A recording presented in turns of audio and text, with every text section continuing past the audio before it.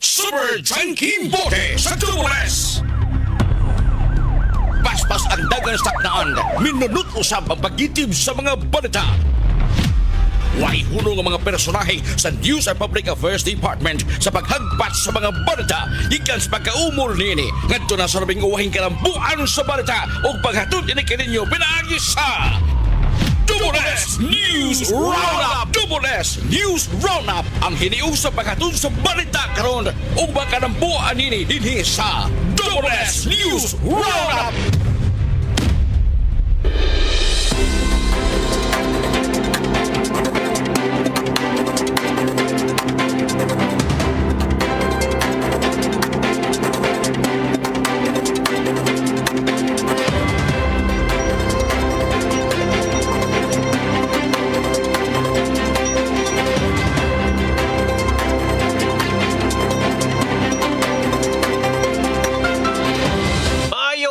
Mga kapuso, sa mga lugar nga mabot niya itong Sibiya o sa bisa na sa mga partes Pilipinas. Welcome diri sa lang edisyon ng atong tulumanon, inyong tulumanon mga kapuso, ang Double S News Round. Adlaw karon nga Miyerkules, Nobyembre 5, 2025. Mga kapuso, kita may mag-uban sa pagtukya ng mga nagkong isyo sa lokal, national ug international.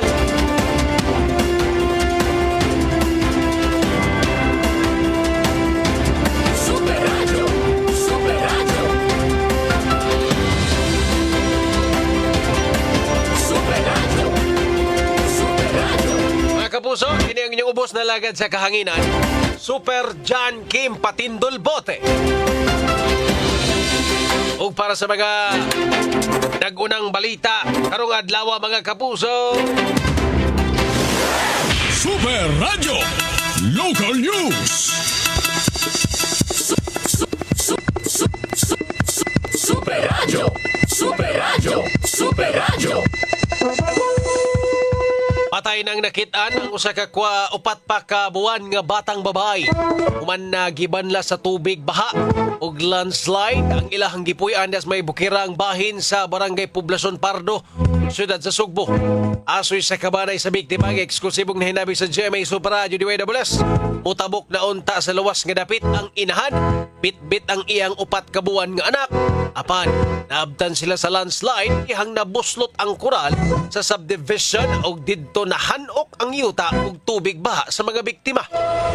Nanlimbasog man tuod ang inahan nga sa bata nga si Gigi, apan napakyas kini ug iyahang nabuhian ang gikugos niyang anak.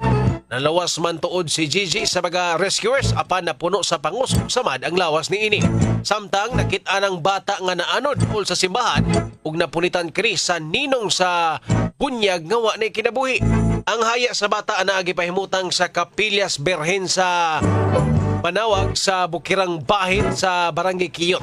Nanawagan ng kabanay ug tabang sa mga hingtungdan ingon man sa lokal nga kagamhanan sa siyudad sa Sugbo. Super Junkie Bote sa Tumules. Sa bikas bahin mga kapuso, padayon ng search and retrieval operation aron maugkat ang mga patayng lawas nga nabanlas sa tubig baha atol sa pagkusukuso sa bagyong Tino. Di mumino 50 ka mga trabahante sa usa ka ihawan sa Manukan ang gibanlas sa tubig baha.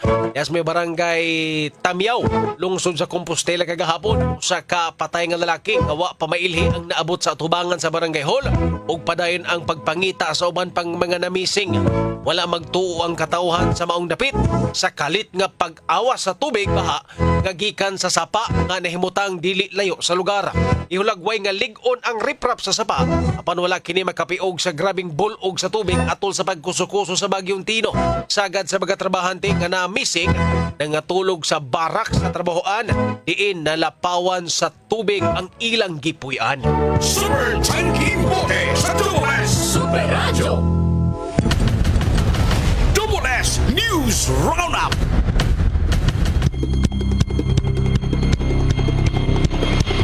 Okay mga kapuso, ito sa ito magahisgotanan din sa tuang tulumanon sa Double S News Round.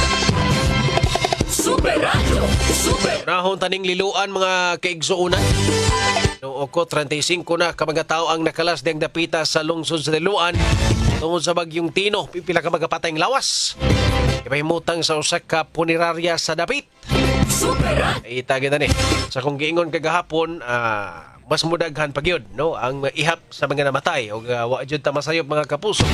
Kay ubay-ubay man gud ang nabanlas. Daghan kaayo ang nabanlas sa baha. Mga balay nga nabanlas puno gapil. Kunya maglisod og locate ba kay taas pa kay ang tubig gahapong adlaw, kunya way signal. So di gid makontak sa ilahang mga mahal sa kinabuhi ang ilahang or dili makontak sa mga kaigsuonan na to ang mga mahal nila sa kinabuhi diya sa mga areas nga gibaha.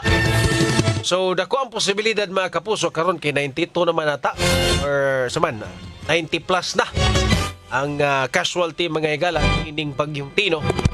Ug posible og mga adlaw mas mutaas pa gyud ang ihap ani Cebu City pa lang. May ubay nga mga tao ang na-missing pod mga kapuso. Na to kabuok 28 ang missing. So far napasiguro to sa siyam or 12 ang gideklara nga patay. So kana palandaan sa ubang mga area Balamban na anapod na diha mga kapuso tan-awon pa kung asa napunta tong mga uban mga kapuso missing lagi. Oy nakapait ani mga higala. Oy signal unya kita tanan biktima no.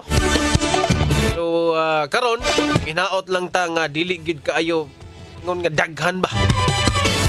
So, sa mga hinaot ta nga sa mga na-missing karon mayon tag naapay nakasurvive ani nila mga kapuso. Bikas Bahin Bureau of Fire Protection Cebu City nagpadayon sa ilahang gihimong retrieval operation sa upat ka mga individual nga natabunan sa landslide sa barangay Sapang Dako, siyudad sa Sugbo. Ang insidente mga kapuso, insidente sa landslide na hitabo kagahapon atol sa pagkusukusos bagyong Tino, tanawa. Naapay lain ongoing karon ha. Inipahibaw to si SFO3 Wendell Villanueva nga ongoing ang ilang retrieval operations. Natabunan man siyuta. Gawas sa baha mga kapuso, ang mountain barangay sa Cebu City. Naapay mga areas nga dili pa maagian. Ya sa mountain barangays, daghan po ang landslide. Ya wa may signal diyang dapita. So lisod kayo i-communicate ba? So man okay mo diha. Muna nga taganahan aning balita pero for sure mutaas pag yun no? Ang ihap ni ining mga casualties na to ilabot aning bagyong Tino mga higala. Inalimay sa report sa Pag-asa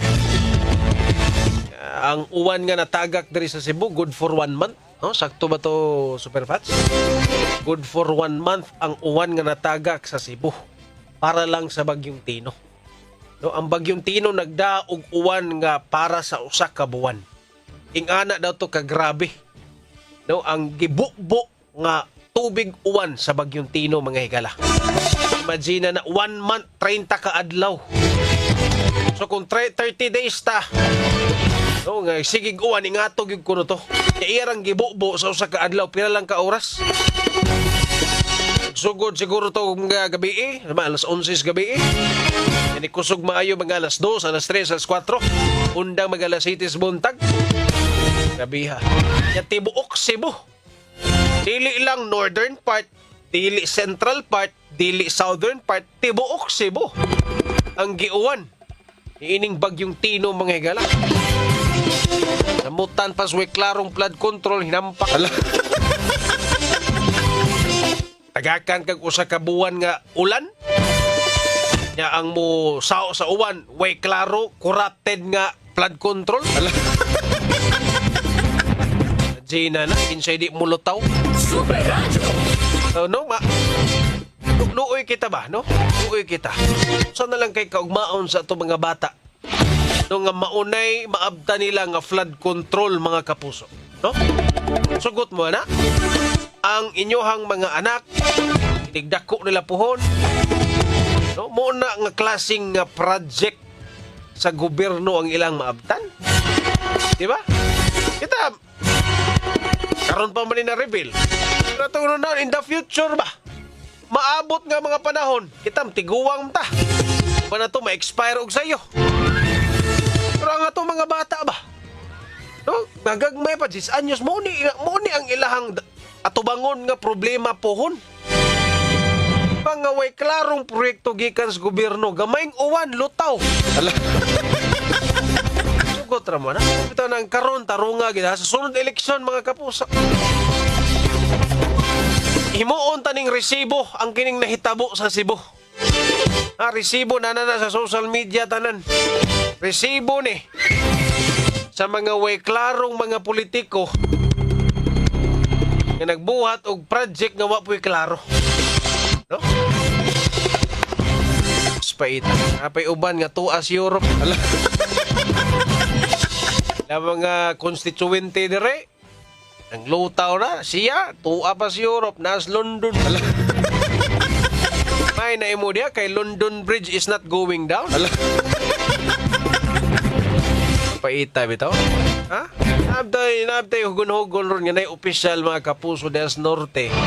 Nga November 1 ni Largas Europe. Largas Europe. Nga November 2 ba ang bagyo. No, grabe ka timing, no? Timing kayo.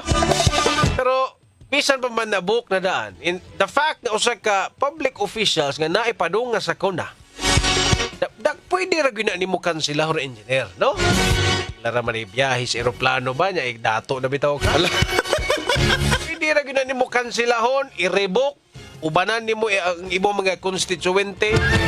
Itanawa, daghan kay nangayog tabang sa imong lugar, way naka-rescue kay nganuman asa day ka. Wa may tao nga opisyal on the ground kay nanglakaw man mo. Minsan na may mumando na imo mga rescuer. Minsan may ilang paminaw. Maminaw lang sila sa Danau. Ano na lang sila maminaw sa mayor sa Danau. Ewa may mo-order nila. Pagka-order ni ka, naaday signal dito. Ikaw ay klaro ninyo. Karon, daghan kay patay inyong lugar. May kay mo magadag hatag ayuda na pa inyong mga naong ug mga pangalan. Ita ninyo. Ano yung mga kapuso sa di pa tamatusunahan, palotson sa Double S News Roundup. Super Radio Reports. Super Radio. PRO7 ni padala og search and rescue teams. Super Decime, pasok! Gideploy sa Police Regional Office 7 ang ilang search and rescue or SAR team sa pagkiguman sa pagigo sa Baging Tino sa Visayas Region. Ang SAR teams gikan sa city o provincial offices apil ang Mobile Force Battalion pinaagi sa kolaborasyon sa ubang law enforcement agencies ang gipadala sa apektadong lugar aron motabang sa dinilian nga rescue o relief. Sa Cebu Police Provincial Office grounds dugang teams ang gipadala sa Northern Cebu equipped sa life-saving gear aron mo responde sa mga emerhensya sa flood-prone o coastal communities. Kanang city, provincial o mobile force units gimanduan na magkagayon sa mga local government units o buhatag og appropriate assistance kung kinahanglanon apil ang evacuation support, traffic management, pagmintinar sa peace and order sa mga apektadong dapit.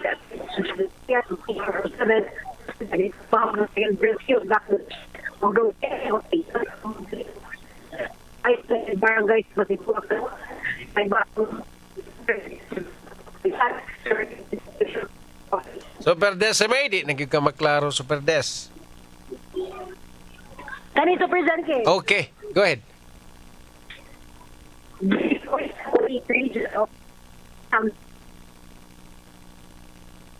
Ato na lang balikan si Super Decime Padilla mga kapuso. Sa Pikas Bahin, DPWH Secretary Vince Dizon nihimo og inspeksyon sa Mananga River diya sa syudad sa Talisay karong hapon. Super Gabriel, pasok!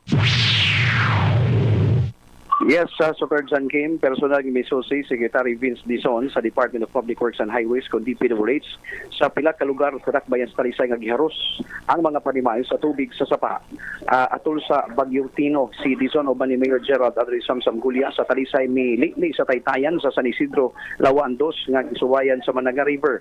Sa iyang nakita si Dizon ni padayag nga saktura ang gihimo nga flood control pero sa pag-abot sa bagyo lisod na kini mapugngan.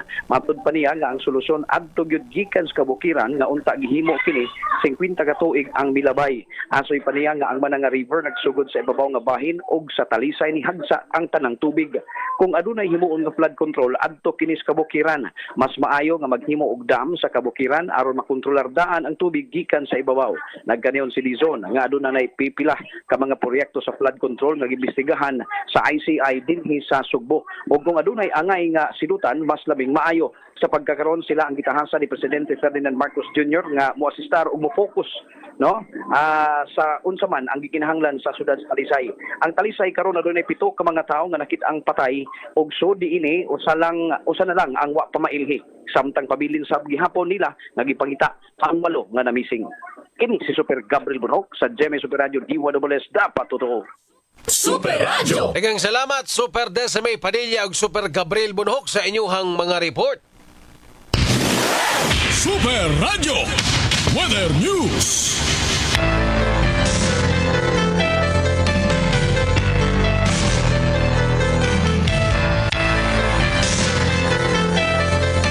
Mga kapuso, alang sa update sa dagan sa panahon, nasa ato ang linya si Ma'am Ana Dumdum sa Pag-asa Mactan. Ma'am Ana, maayong hapon. Yes, mayong hapon. Mayong hapon sa Tantig Guminaw. Magandang weather update karong adlaw. And sa kasamtangan, ang atong magiging monitor nga si Typhoon Tino, based sa atong latest bulletin, ni kusog-kusog ni siya o na kini karon sa may east, 330 kilometers east-northeast sa Pag-asa Island, sakop sa Kalayaan, Palawan. Andun ay maximum sustained winds nga 140 kilometers per hour dol sentro o gustiness nga about of 170 kilometers per hour. Ang iyang lihok o west-northwestward sa gikusgod na 30 kilometers per hour. And expected nga na kini sa outside atong area of responsibility ugma sa Kadlawon. Nakaisa ang signal number 1 dito na lang sa may Kalayaan Islands, sa may Palawan. As number 2 dito sa Kalayaan Islands. And number 1 sa may Occidental Mindoro, lakip ng Lubang Islands o sa Narimbay. Sa Palawan, lakip na ang Kalamian o Cuyo Islands. And adun na butay naing ginamonitor nga bagyo nga naa karon sa gawas pa sa atong area of responsibility. Isa ka tropical depression and na ay nasa 1,870 kilometers east-northeastern sa Mindanao. So far karong adlaw wala kini direct effect sa ato ang nasod. But based sa atong sa tropical cyclone advisory, posible ni siya paduol sa atong nasod ug mosulod sa atong area of responsibility karong Sabado sa Bunban. And dahil lang atong pag-atang o pagtutok sa pag-monitor sa update ni ining bagyo. Sa to forecast weather condition, sa Central Visayas, makasinati kitang generally fair weather, gawas lang sa chance ni mga patak-patak nga pag-ulan or kaning localized thunderstorms. And atong hangin o kadagatan, hinay nga to sa kasarangan ang magpapasilabi, and ang atong kadagatan, malinawan nga to sa kasarangan. Dito sa Sugbo, atong kadagatan na ipagtaob, inig alas 10:32 kagabiyon, and muna inig alas 7:20 sa Kabuntanon. Kaya sa forecast, naasa 25 to 31 degrees Celsius para umaala. O matatong updates, kini sa nadumdum yung dili sa DST Pag-asa Mactan, maayong hapon ang dagang sanong. Mga kapuso, ang update sa dagan sa panahon pinagini ni Ma'am Ana Dumdum sa Pag-asa Mactan. Mo'y nagtapos sa first portion ng atong tulumanon sa WS News Roundup. Sa lipat ang mga Double S News Roundup. Okay mga kapuso, balik na diri sa ato ang tulumanon sa WS News Roundup. Sa gihapon, kini ang inyong ubos na lagad sa kahanginan, Super John Kim Patindol Bote mga kapuso. Super Radio. Okay, maglangan mga kapuso, no? Kay naana sa ato ang linya ang spokesperson ni Vice President Sara Duterte og karabagora sa ato sang hinabion alang sa mga developments may labot ni ining bagyong Tino mga kapuso. Super Radio One-on-One Interview. Attorney Ruth Castelo ang spokesperson sa Office of the Vice President or ni Vice President Sara Duterte. Attorney, magandang gabi. Welcome sa programa namin na Double S News Roundup. Ako si Super John Kimbote, Attorney. Oh, yes. Hello, good evening, Sir John. Magandang gabi po sa lahat ng listeners ninyo. Opo, attorney. Attorney, grabe po yung pagsalanta ng bagyong Tino dito sa Cebu. Hindi lang po yung bagyo, nalindol din po kami. Ano po yung plano ng Office of the Vice President sa resulta po ng bagyong ito? Sir John, unang-una po gusto ko lang magpahayag ng pakikiramay ng kabuuan ng opisina ng Office of the Vice President at of course si Vice President Sara Duterte. Nakikiramay po kami sa mga naapektuhan, sa mga nangyari dyan sa Cebu. Ang Disaster Operation Center po natin through the Office of the Vice President Satellite Offices ay nakahanda po talagang mag-deploy ng mga tao. In fact, yung ating pong satellite office sa Cebu, covering Cebu, Bohol, and Siquijor na nandyan po sa inyo, ay nakapag-conduct na ng operations kaninang umaga sa Talisay. Nakapagbigay po kami ng 1,500 na relief goods para doon sa mga affected families natin. Meron din po tayong kalusukan food truck na umikot po sa coastal barangays doon sa Danao. So, nag-prepare pa po ng mas maraming matutulungan pa habang umaandar ang araw. Masisigurado po ng mga tao na naka-assist ang Office of the Vice President through our satellite office dyan sa Cebu. Kung kailangan po kasi yan, Sir John, mag-o-augment po yung mga ibang karatig bayan natin na may satellite offices ng OVP. Ready naman po. And also the Disaster Operation Center na nandito sa Manila, nakahanda po kaming magdagdag kung talagang kinakailangan pa po. Nauna po yung Talisay sa relief operations po ng Office of the Vice President. Ano po yung kasunod? Pupuntahan din po ba natin yung mga iba pang LGUs tulad po ng Liloan, ng Compostela? Ano po yung next after po ng Talisay? Iikutin po yan, sir, according to the report at saka according to the assessment ng OVP dahil kung malakas po or malaki na yung tulong na naibibigay ng mga ibang ahensya, doon na po kami sa hindi pa nabibigyan or yung mga kulang na pagbibigyan. Nakaschedule po naman yan, pre-positioned lahat ng ating goods na ready for dispatch pagkakailangan.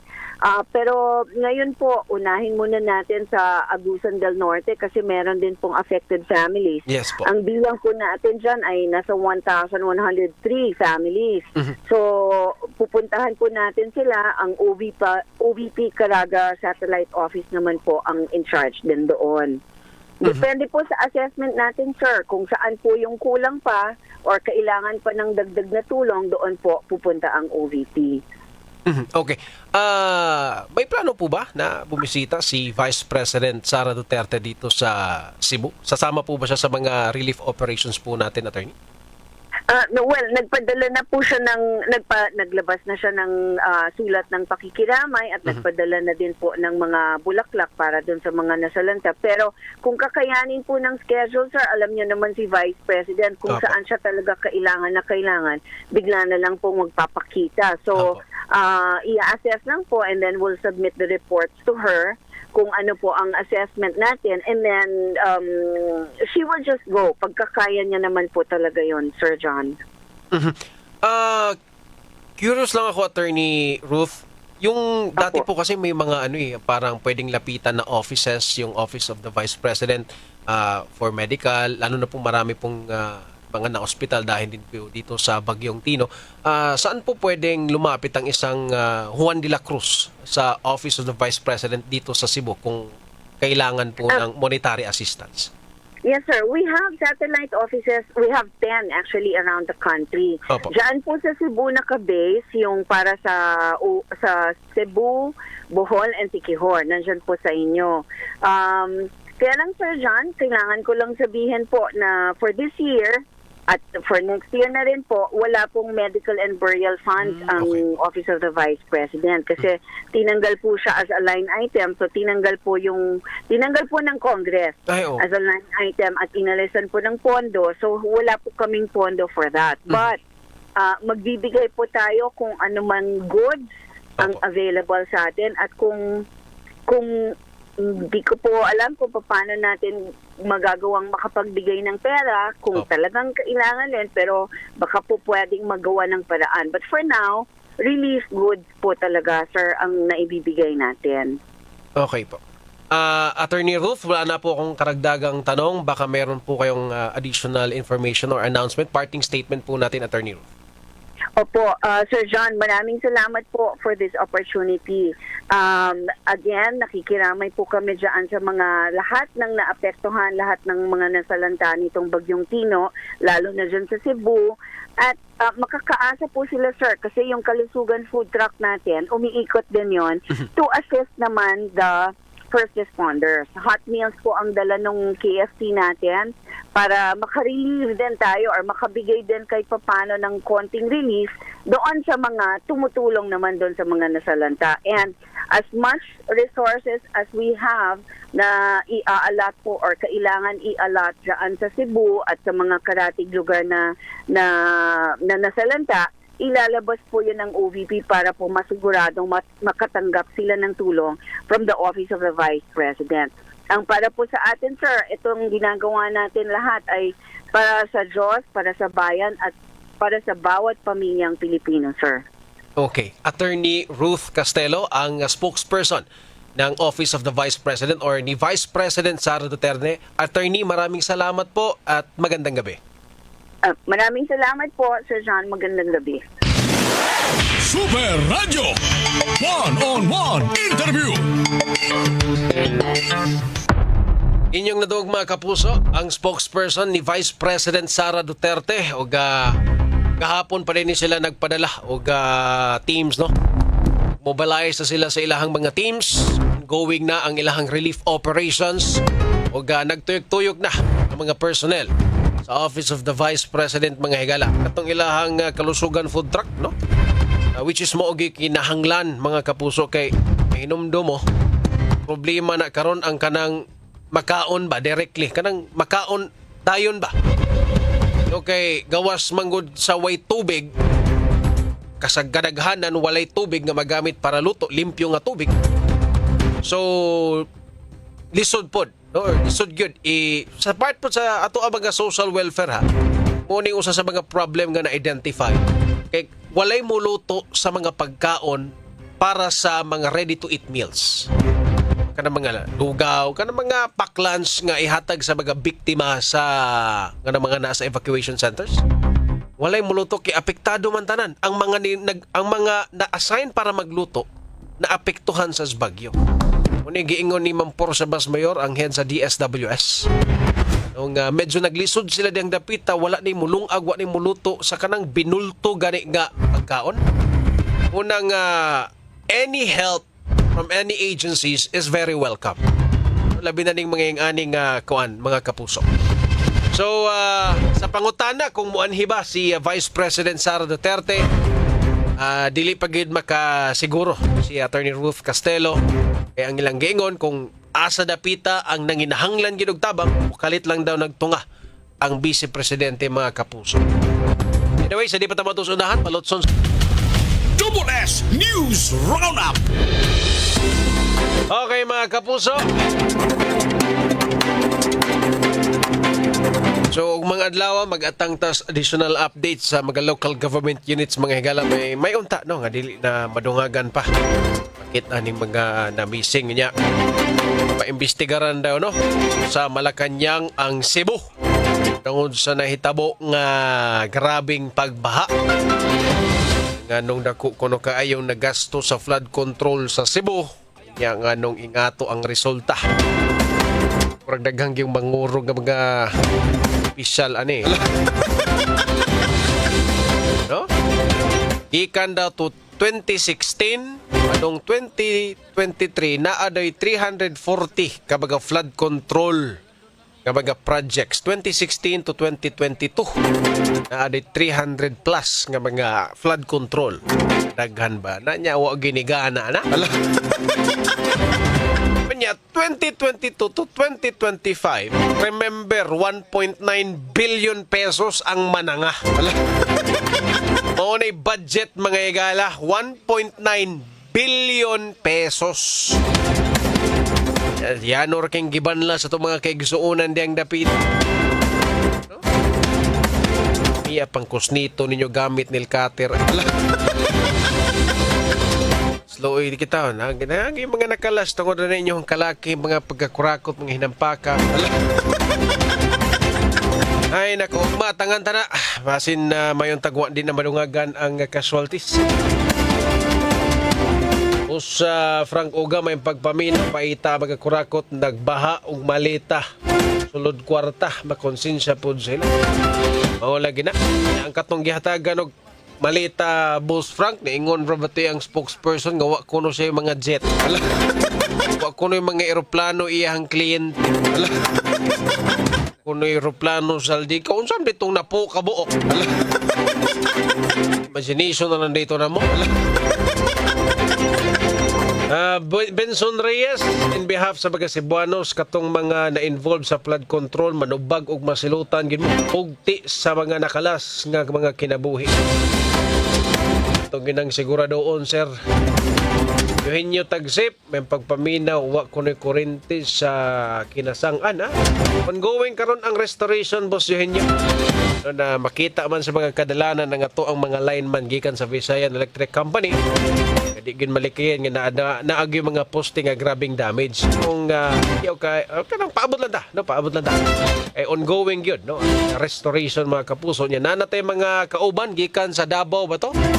Gipadala para mutabang sa pag-restore sa kuryente mga kapuso. Roselyn Rama, pagpaminaw niya. Augusto Marfito Boss, may pagpaminaw. Di Zaco.